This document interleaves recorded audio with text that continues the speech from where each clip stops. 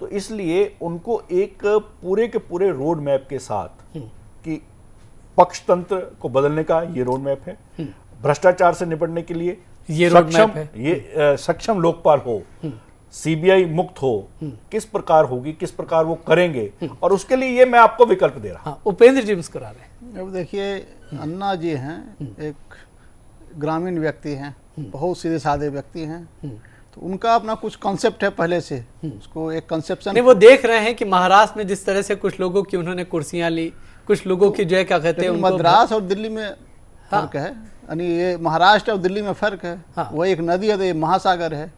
अगर महाराष्ट्र में किसी मंत्री के खिलाफ आंदोलन करते हैं, आप हड़ताल करते हैं, भूख हड़ताल करते हैं, तो जिसके खिलाफ कर रहे हैं वो भी अपनी पार्टी के इंटरनल कंट्राडिक्शन उसका शिकार है, तो दूसरे लोग उसका शिकार कर देते हैं, तो यहाँ लगता है कि सिर्फ हमारे कारण हुआ। लेकिन यहाँ तो आप जो सुप्रीम लीडर है उसके खिलाफ कर रहे हैं, तो और वहाँ कोई कंट्राडिक्शन नहीं है। अगर यहाँ भी कांग्रेस सरकार के अंदर भी अगर कोई कंट्राडिक्शन होता तो उसका फायदा मिल सकता था आंदोलन को। लेकिन जो दो नेता हैं, कम से कम जो इशू ये रेज कर रहे हैं, अन्ना ने रेज किया और रेज कर रहे हैं, उसमें जो कांग्रेस के दो सुप्रीम लीडर हैं, अभी एक सरकार में है, एक पार्टी में है, सोनिया जी और प्रधानमंत्री मनमोहन सिंह जी, ये दोनों के बीच उसको लेकर कोई कंट्राडिक्शन नहीं है, तो उसका फायदा नहीं होता। तो इसलिए महाराष्ट्र की राजनीति भ्रष्टाचार को लेकर जिस तरह से उपेंद्र जी वो लगे हुए हैं, मुझे लगता है कि उसका भी कोई प्रभाव नहीं पड़ रहा है। प्रभाव से नहीं पड़ेगा, आपके सामने देखिए वो जो पार्टी तंत्र की बात कर रहे हैं, तो अगर डेमोक्रेसी है तो उसको तो पार्टी डेमोक्रेसी है, मल्टी पार्टी डेमोक्रेसी है, तो आप पार्टी लेस डेमोक्रेसी कैसे कर सकते हैं? तो शायद यही वजह है कि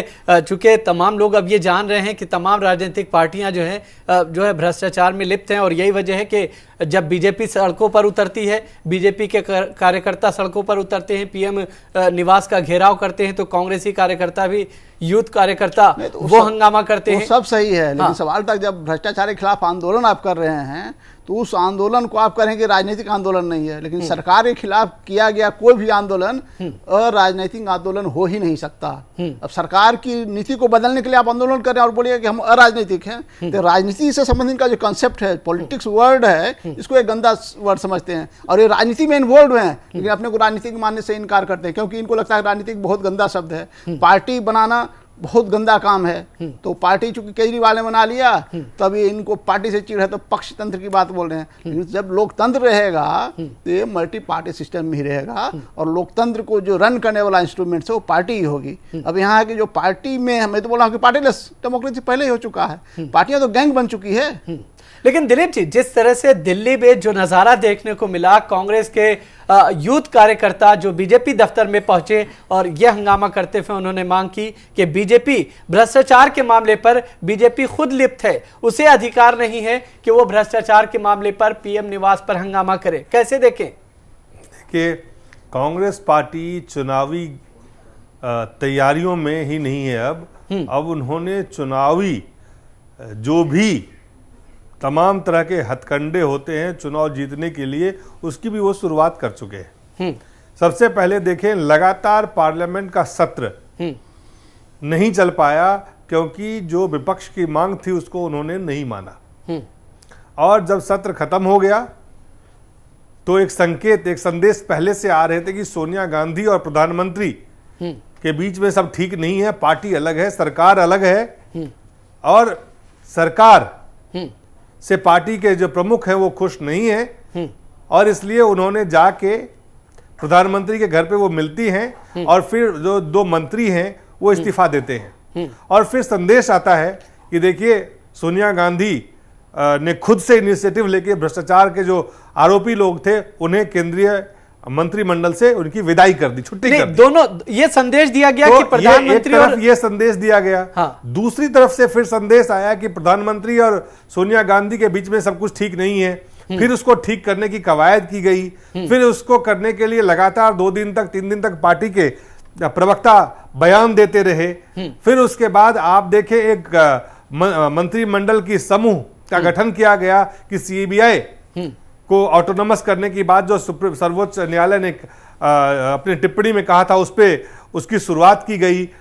और उसके बाद आप देखें जिस तरह से पूरी तैयारी के साथ करोड़ों रुपए, मुझे लगता है सैकड़ों करोड़ रुपए खर्च होंगे, जिस तरह से मीडिया कैंपेन कांग्रेस पार्टी ने भारत निर्माण को लेके जिसकी शुरुआत की है। और जब आप इस कैंपेन को देखेंगे तो आपको लगेगा कि कांग्रेस अब विपक्ष की के जो हमले थे उसका जवाब नहीं दे रहा है। सिर्फ कांग्रेस अब सीधा जनता से के बीच अपने संवाद जनता से स्थापित करना चाह रही है कि देखिए कि हम भ्रष्टाचार पे जो हमारे ऊपर आरोप लग रहे थे ये सब बेबुनियाद है, हम उस पर कार्रवाई कर रहे हैं, हम उस पर कड़े रुख अपनाए हैं।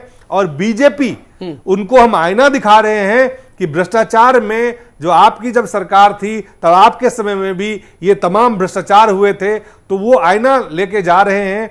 बीजेपी के जो मुख्यालय है वहां जा रहे हैं और बीजेपी को घेरने की तैयारी कर रहे हैं और कहीं ना कहीं बीजेपी को डिफेंसिव कर रहे हैं। जो बीजेपी अब तक ऑफेंसिव था, जो हमले कर रही थी, अब वापस उसको डिफेंसिव पोजीशन में लाने की कांग्रेस की कवायद है। इसका मतलब सीधा है कि कांग्रेस अब चुनावी तैयारी कर रही है। बिल्कुल धर्मानी जी, चुनावी तैयारी कर रही है, एक आक्रमण का रुख यहां पर जो है कांग्रेस के कार्यकर्ता और कांग्रेस पार्टी अपनाती हुई नजर आ रही है। मैंने तो आपको पहले ही कहा कि मुझे ऐसा लगता है कि ये चुनावी वर्ष ही है और उसके लिए संकेत साफ हैं। जिस प्रकार कांग्रेस ने अपनी दूरी बनाई सत्र समाप्त होते ही सरकार से, अब तक यही कहा जाता रहा कि सरकार और कांग्रेस में कोई मतभेद नहीं है, जो भी है दोनों सब लेकिन सरकार की तरफ, लेकिन पार्टी की तरफ से ये भी कहा जा रहा है मनमोहन सिंह 2014 तक प्रधानमंत्री रहेंगे। वही संकेत नहीं, वो तो एक